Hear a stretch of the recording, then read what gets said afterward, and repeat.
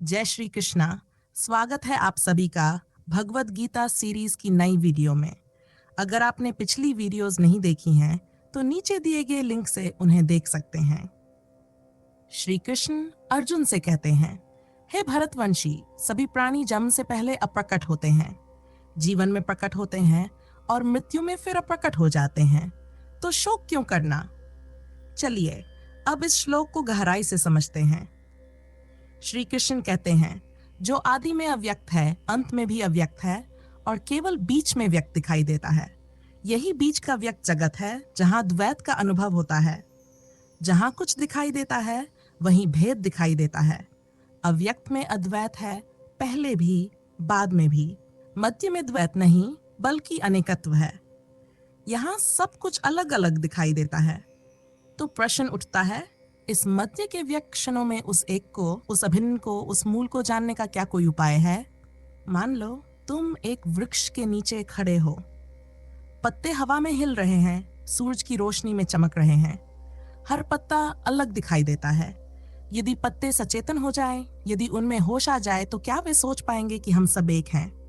कोई पत्ता हरा है, कोई पीला, कोई जवान है, कोई बूढ़ा, कोई गिरने को है, कोई अभी नया है। यदि हम एक होते तो एक साथ बूढ़े होते, एक साथ गिरते।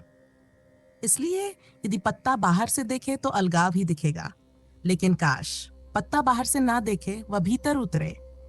पत्ता भीतर उतरे तो शाखा मिलेगी, शाखा भीतर उतरे तो वृक्ष मिलेगा, वृक्ष भीतर उतरे तो पृथ्वी मिलेगी।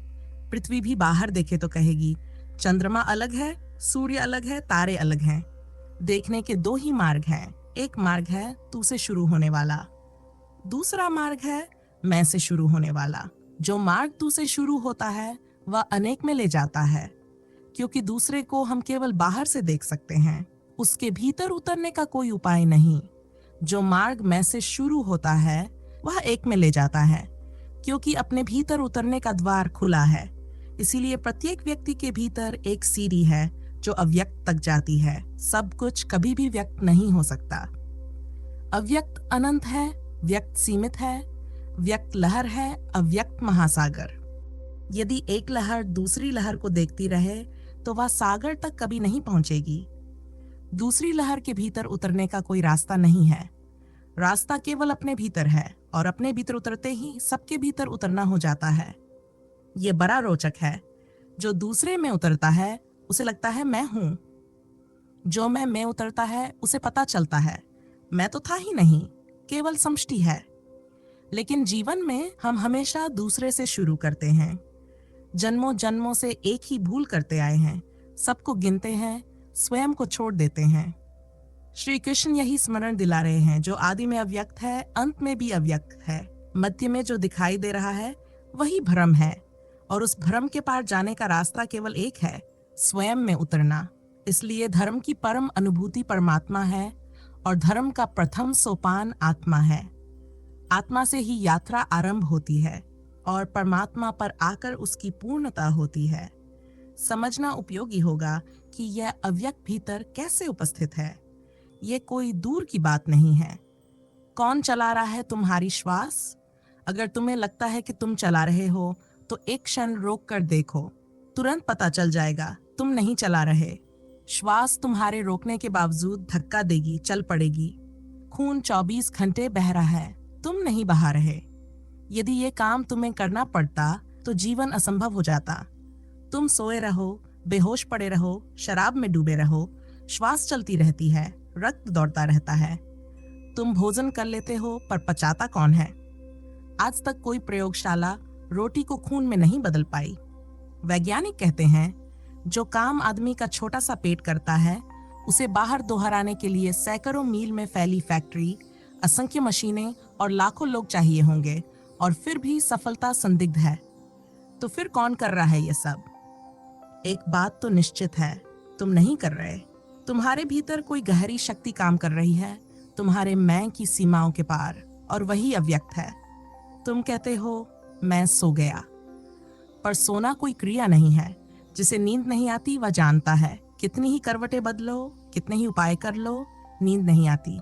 जितना प्रयत्न करते हो उतनी ही नींद दूर हो जाती है, और जब आती है तो प्रयत्न से नहीं, थकान से, समर्पण से। नींद लाई नहीं जाती आती है। पर नींद कहाँ से आती है? भीतर के उसी अव्यक्त से। मनोवैज्ञानिक उसे अचेतन कहते हैं। उन्हें भी उसकी थोड़ी सी झलक मिली है। पैर में चोट लगती है और घाव भरने की तैयारी तुरंत शुरू हो जाती है। इसमें तुमने क्या किया? कुछ भी तो नहीं। फिर भी पूरे शरीर से कोशिकाएं दौड़कर वहां पहुंच जाती हैं। जिसे तुम मवाद कहते हो, वह वास्तव में सुरक्षा की एक जीवित परत है, ताकि बाहर का जगत भीतर प्रवेश ना कर सके। भीतर की अव्यक्त शक्ति तत्काल उपचार में लग जाती है। साधारण चिकित्सक कहता है हम बीमारी ठीक करते हैं। असाधारण चिकित्सक कहता है हम तो बस थोड़ा सहयोग करते हैं या शायद सिर्फ बाधाएं हटाते हैं। वास्तविक उपचार भीतर से आता है। और अब मनोवैज्ञानिक कहते हैं यदि किसी व्यक्ति के भीतर जीने की इच्छा समाप्त हो जाए तो घाव भरना कठिन हो जाता है, दवा भी बेअसर हो जाती है, क्योंकि अव्यक्त ने अपनी ऊर्जा वापस खींच ली। वृद्ध शरीर में बहुत फर्क नहीं होता। फर्क होता है उस भीतर की शक्ति में वह सिमटने लगती है, लौटने लगती है। यदि हम भीतर झांकें तो दिखेगा कि जिस जीवन को हम जी रहे हैं वह किसी विशाल ऊर्जा का केवल ऊपरी शिखर है। हम शिखर से परिचित हैं, गहराइयों से नहीं। गहराइयों में अव्यक्त अभी भी मौजूद है। हर व्यक्त घटना के पीछे अव्यक्त है। हर दृश्य के पीछे अदृश्य है। हर चेतन के पीछे अचेतन है। हर रूप के पीछे अरूप है। बस रूप की परत के नीचे उतरना है, और नीचे उतरने के लिए दूसरे को भूलना पड़ेगा। लेकिन ये कठिन लगता है। आंख बंद करो तो भी दूसरा दिखाई देता है, क्योंकि मन दूसरों से भरा है।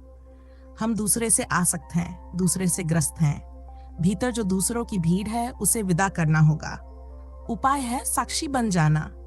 आंख बंद करके भीतर जो दृश्य उठे उन्हें देखते रहो। कुछ करो मत। ना पक्ष ना विपक्ष, ना बुलाओ ना भगाओ, ना प्रेम, बस देखो। महात्मा बुद्ध ने इसे कहा है उपेक्षा। ना जुड़ाव ना विरोध, केवल जागरूक उपस्थिति। धीरे धीरे चित्र बिखरने लगते हैं, क्योंकि जिन मेहमानों को ना आतिथ्य मिले ना विरोध, वे ठहर नहीं पाते। और जिस क्षण भीतर दूसरे का कोई चित्र नहीं रहता, उसी क्षण पहली बार अपने होने का अनुभव उतरता है। अचानक अपनी उपस्थिति का बोध होता है, जैसे भीतर से कोई झरना फूट पड़ा हो, जैसे किसी ने पत्थर हटा दिया हो और धारा बह निकली हो। उस क्षण अव्यक्त की यात्रा शुरू हो जाती है। उसके बाद कुछ करना नहीं पड़ता, जैसे कोई छत से कूद जाए। कूदना भर उसका काम है। नीचे पहुंचाने का काम जमीन कर लेती है। वैसे ही दूसरे से बस एक कदम हट जाओ, बाकी काम अव्यक्त कर लेगा। उसकी कशिश सबसे बड़ी है।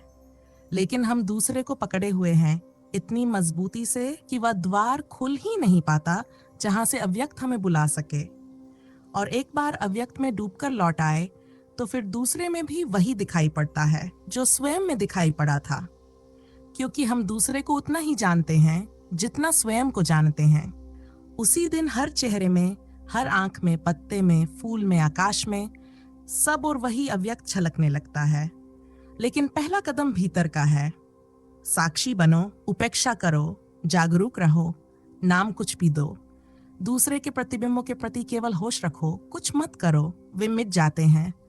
श्री कृष्ण उसी अव्यक्त की बात कर रहे हैं जो पहले भी था, बाद में भी है और अभी भी है। वह अभी केवल व्यक्त की परत के नीचे छुपा हुआ है। जरा उस परत के नीचे उतर जाओ और वह प्रकट हो जाएगा। तो आज इस वीडियो में इतना ही। धन्यवाद।